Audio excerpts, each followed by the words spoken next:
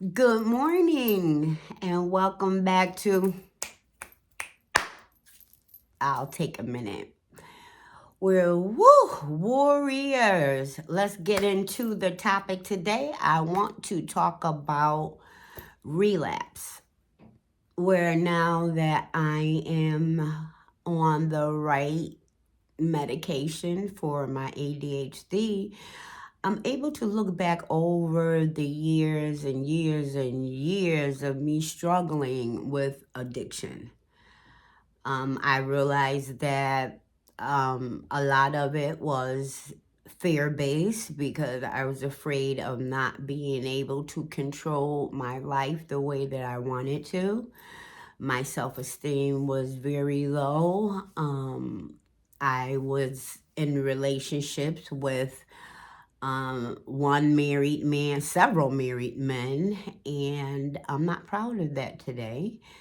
And I realized that every time I would get involved with a married man, I think I dated like two in my years of addiction. And I noticed I would always relapse. And I would relapse because it wasn't right. You know, if you think you can mess with someone's husband and then think you're going to be blessed, ooh, it doesn't work that way because I thought so. I tried it. It doesn't work. And the guilt was eating me so much that I would relapse, and think I was in love and I was in a lot of lust, and plus knowing that I would never ask a man to leave their wife, to be in a relationship with me because that's where I was at the time. These are in my younger days, by the way, guys. I've been single and celibate for 16 years now. And now I'm finally able to be like, oh, I don't feel lonely anymore. I may be alone, but I don't feel lonely, And between that and I also realized that every time I had surgery, I would get the pain meds and I would take them in one day. One day, the whole script. And then next thing you know, I'm off and running looking for whatever my drug of choice was at the time. So if you're struggling and you realize that I'm relapsing after a surgery, then it's the pain meds most likely. For me it was. I'm speaking about my recovery, my relapse, my struggle with mental health. So my relapses, I'm starting to put together that the whys, and I would go into the rehabs just to go ahead and make things nice and to go ahead and either it's to save my face where I'm trying to not lose what little bit of friends I have or lose custody of my daughter once again because I did lose custody of my daughter at the age of 2 because I relapsed 4th of July weekend on pain meds, and I now realize today that I'm okay with being in my head. It was a lot of rejection and pain and harm and regret and defeat, my whole life, my whole life until now, with being able to process things now. I can actually process things. And what a beauty, what a joy, what a freedom to be able to process thoughts and to not have to react all the time. I actually have a filter now, and I noticed the relapses would come anytime I couldn't deal with life. For me, life was hard. Life was scary. I was always alone. I was always the single friend.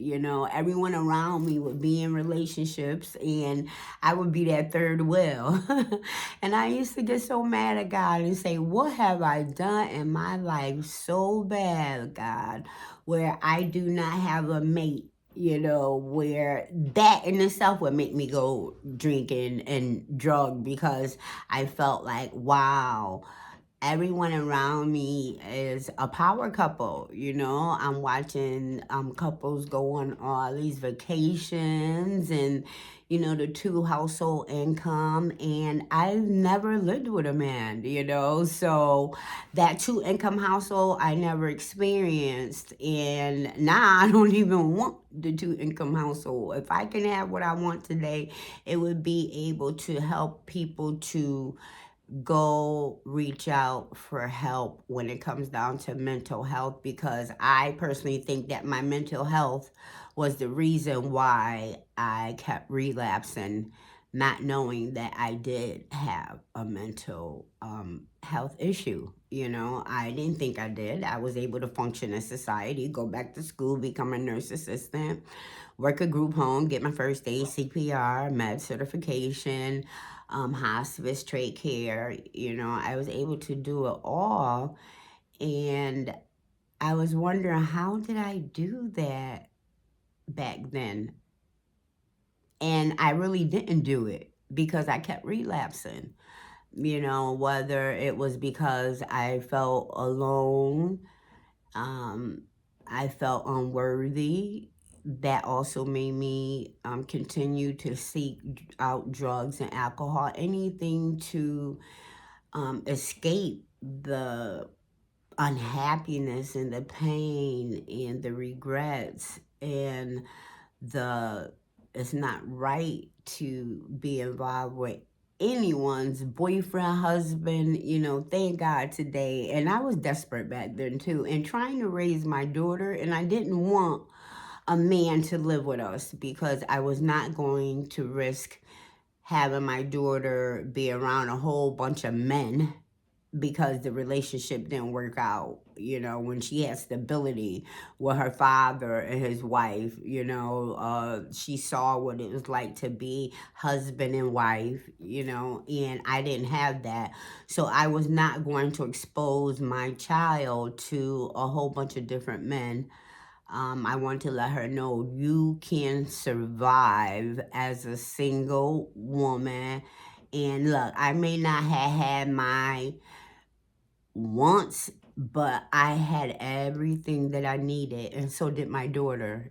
Thank God that she had what she needed also, and what she wanted couldn't come from me. It came from her father and his wife. Thank God, for the tribal or village that helped raise my daughter, especially during my relapses. Thank God, because when I relapsed, her father or his wife was like, you want to go ahead and smoke crack, or you want to go ahead and get drunk and stay out all day, all night? Fine, but you're not going to drag my daughter. And that was the best thing that they could have done.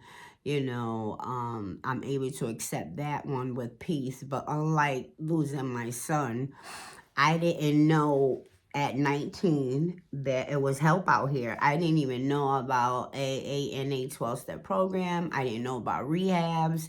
I didn't know about anything like that. So that's another reason why my relapses would come back. Not willing to deal with the underlying issue, which I didn't know the underlying issue was struggling with mental health, the depression, the ADHD, the anger of and the resentment of why I couldn't have a steady relationship. Now, I'm not contradicting myself. I didn't mind having a relationship and being with one man relationship.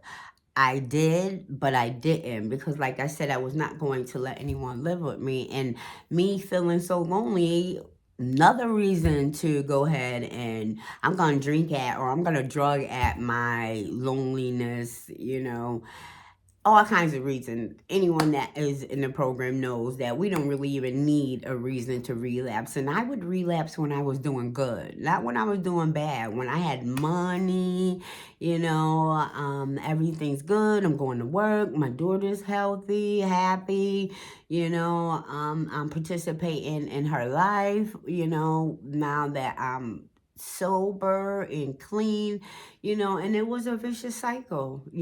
Thank God that her father and her stepmother are not and was not addicts and alcoholics. So that gave my daughter a better chance than it gave my son. Because at 19 and losing my son at 19, 20, 21, 22, at 23 years old, I lost him. He was 4 years old. And I wish I would, there go that saying, I wish I would have known now what I knew then, then maybe I would have been a better mother. But no way, not at 19, not at 23.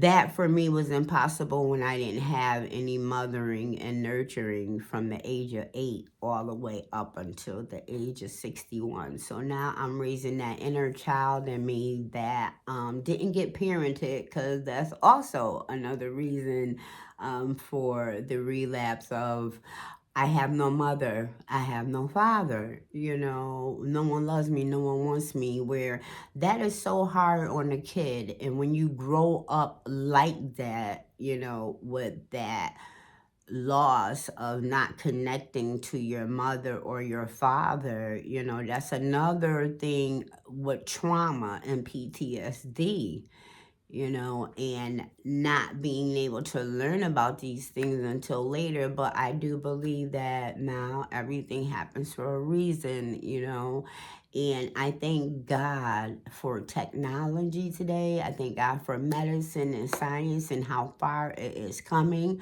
where we have to release the stigma of mental illness, because I think if the mental illness for me was treated a long time ago, and I knew about there was something greater and bigger in this world, like a God, because I didn't go to church. I didn't go to church as a kid, maybe twice. So I didn't even have that to grasp onto, something greater than myself. But today I do. It's something greater than myself. I love Mother Nature now. I'll hug a tree. Like, oh, come here, tree, hug a tree, thank Mother Earth. And, all these little things mean so much to me today. And I appreciate AA. I appreciate Dr. Bob and Bill W. Look at what they did. They got a program started for people like myself that was struggling with addiction. And boy, those two men put together something that was so remarkable, that no medicine, no medicine at all. The only medicine is working your program and not being isolated. Excuse me, that's another reason why I continue to relapse, being in isolation, sitting in the loneliness and the despair, but today I don't have to relapse. I don't have any reservations, because I used to have reservations. I'd be sitting up in rehab, or if I see a new alcohol come out or something, I'd be like, "Oh, I didn't try that one yet. I got to try that one." That was another thing that I had. Didn't think I had a problem with alcohol, because alcohol was not my drug of choice. And I drank for like 5 years. I'm like, oh, I got this big. I'm not an alcoholic. I don't need no program. And now look, I have to go get my medicine every day. Every day I have to go to a meeting and be with others like me, so that loneliness and isolation do not have me at a relapse mode again.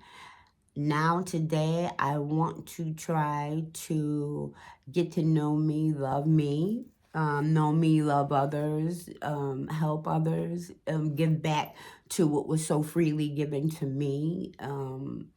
The program, hopefully one day, I'll be able to help someone else. And hopefully this video helps someone else about relapse.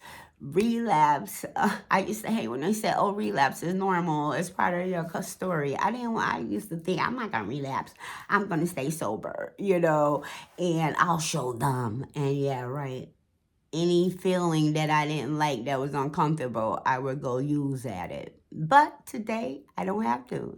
I can go to a meeting. I can call someone in the program that knows where I'm coming from. I have a therapist that I can call.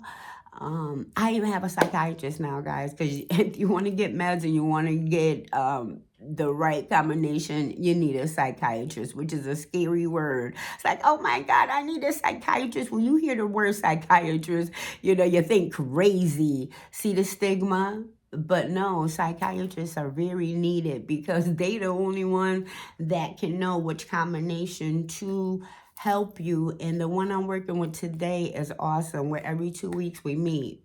And then we kept adjusting my meds to get me to where I'm at today, to come up here and to talk to you guys about relapse. Relapse does not have to be a part of your story, guys. Thank you so much for tuning in. Warriors.